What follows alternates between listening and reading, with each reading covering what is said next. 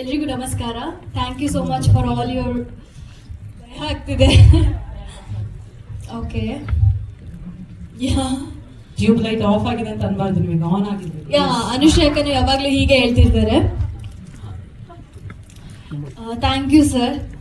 ಮೊದಲನೇದಾಗಿ ಆಫ್ಟರ್ ಮಹಾನಟಿ ಸ್ವಲ್ಪ ಕಷ್ಟ ಆಯಿತು ಆಪರ್ಚುನಿಟೀಸ್ ಬರೋದು. ಆ್ಯಂಡ್ ಆಗಲೇ ನನ್ನ ಒಂದು ಆ್ಯಕ್ಟಿಂಗ್ ಗುರುತಿಸಿ ತರುಣ್ ಸರ್ ಒಂದು ಆಪರ್ಚುನಿಟಿ ಕೊಟ್ಟಿದ್ದಾರೆ. Thank you sir.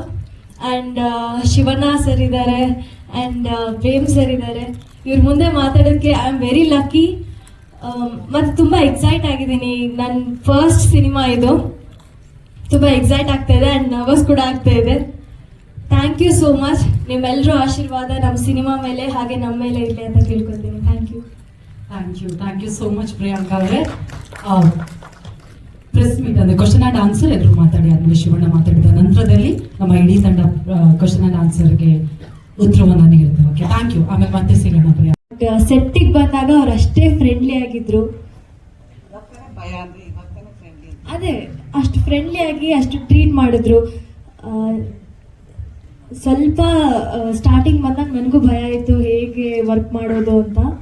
And ಸರ್ರೇ train ಎಲ್ಲ ಮಾಡಿದ್ರು. ಸೊ ಅದು ಖುಷಿ ಆದಮೇಲೆ ಈಗಲೂ ಸ್ವಲ್ಪ ಮಾತಾಡೋದಕ್ಕೆ ಭಯ ಆಗುತ್ತೆ, ಸರ್ ಹತ್ರ ಏನಾದರೂ ಬೈತಾರ ಅಂತ.